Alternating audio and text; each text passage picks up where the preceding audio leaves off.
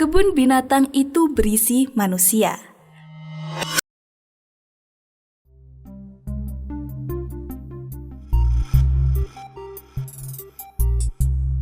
Pagi itu, cahaya matahari masih samar, menerangi jalan setapak yang berliku di luar rumah keluarga Valeria. Dalam keheningan, Valeria dan Rumi menyelinap keluar, mengikuti mobil yang membawa Alexander dan Helena dengan menggunakan skuter listrik miliknya. Jantung Valeria berdegup kencang. Dia tidak sabar melihat kebun binatang itu. Setelah bertahun-tahun mendengar cerita yang penuh misteri tentang kebun binatang, hari ini adalah saatnya mencari tahu kebenaran. Rumi yang dibonceng di belakangnya dengan penuh kewaspadaan berbisik lirih, "Hati-hati, Valeria, aku takut ketahuan." Perjalanan mereka membawa mereka ke sebuah gerbang besar yang dipenuhi oleh ukiran logam rumit. Di atasnya terdapat tulisan besar, "Kebun Binatang Kerajaan Distopia." Valeria merasa tenggorokannya mengering, sementara Rumi dengan hati-hati mendorongnya untuk tetap melangkah maju. Dari celah gerbang, mereka menyelinap masuk, mengintip ke dalam apa yang disebut sebagai kebun binatang. Namun, apa yang mereka lihat membekukan darah mereka. Dunia Valeria seolah berhenti, sementara Rumi terbelalak. Tidak ada hewan di sana. Sebaliknya, Valeria melihat manusia ratusan, mungkin ribuan berkeliaran dengan wajah lesu. Mereka bukan pengunjung, tetapi pekerja. Ada yang memikul karung-karung berat, ada yang berdiri di belakang kios kecil menjual barang dagangan. Ada pula yang mencangkul tanah yang keras di bawah pengawasan petugas bersenjata. Orang-orang itu bekerja dalam kebungkaman, seolah-olah sudah kehilangan suara mereka sendiri.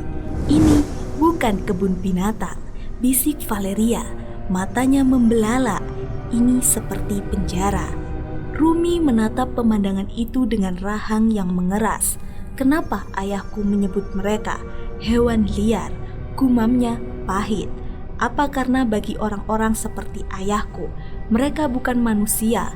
Apakah mereka hanyalah alat untuk diperas?" Mereka bersembunyi di balik peti besar.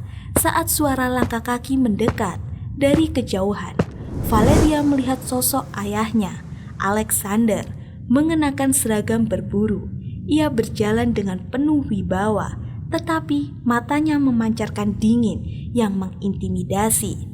Di tangannya, Alexander memegang senjata api, sama seperti beberapa petugas pajak lain berdiri di sekelilingnya yang juga memegang senjata api. Di sisi lain, Helena mengecek catatan dengan cermat. Wajahnya tanpa emosi, seperti topeng yang tak tergoyahkan. "Di mana uangmu?" Suara Alexander menggema di udara. Ia berdiri di depan seorang pria kurus dengan pakaian compang-camping yang tampak ketakutan. "Tuan, maafkan saya," jawab pria itu dengan suara bergetar. "Panen kami buruk tahun ini. Saya tidak punya apa-apa untuk diberikan." Alexander mendekati pria itu dengan langkah lambat, namun mengancam. Tanpa ragu, ia mengayunkan cambuknya, membuat pria itu terjatuh dengan jeritan kesakitan. "Alasan tidak akan memberimu jalan keluar," ucap Alexander dingin. "Jika kamu tidak bisa membayar, kamu tidak layak hidup di sini." Helena hanya melirik singkat sebelum kembali mencatat sesuatu. "Bayar dengan 50 keping koin kepada petugas pajak dan masalah selesai," katanya datar. Valeria terhuyung mundur, tangannya gemetar. Ia hampir tidak mengenali pria yang ada di depannya. Ini bukan ayah yang selama ini ia kagumi. Ini adalah seseorang yang sadis, sewenang-wenang, dan tak berperi kemanusiaan. Rumi memegang tangannya erat, mencoba menenangkannya. Valeria menelan air liurnya mencoba memahami apa yang baru saja ia saksikan. Tapi mereka bilang mereka melindungi kerajaan. Mereka bilang mereka bekerja keras untuk memastikan keadilan.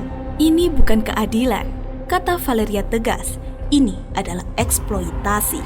Mereka menggunakan kekuasaan mereka untuk menekan orang-orang yang tidak berdaya.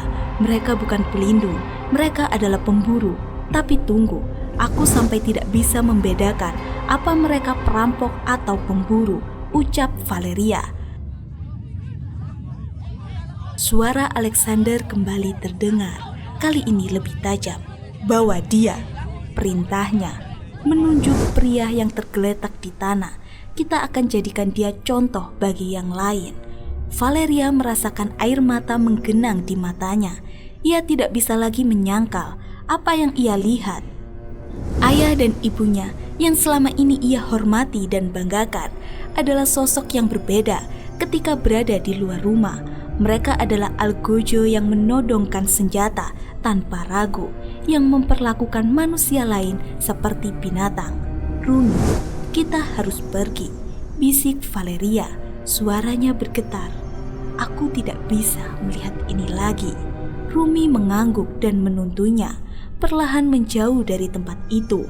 Langkah mereka terasa berat, seperti membawa beban dunia di punggung mereka.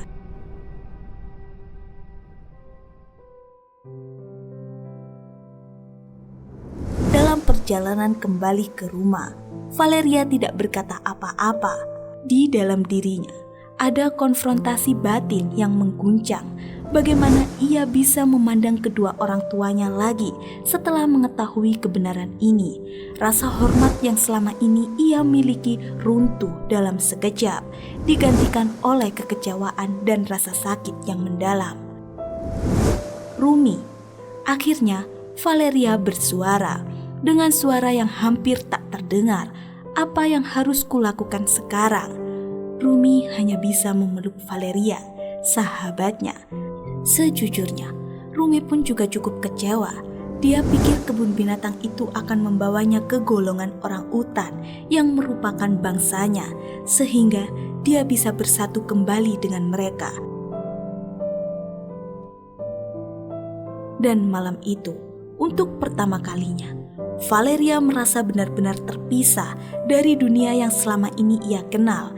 Dunia yang ia pikir sempurna kini hancur, meninggalkan ruang kosong yang hanya bisa diisi dengan pencarian kebenaran.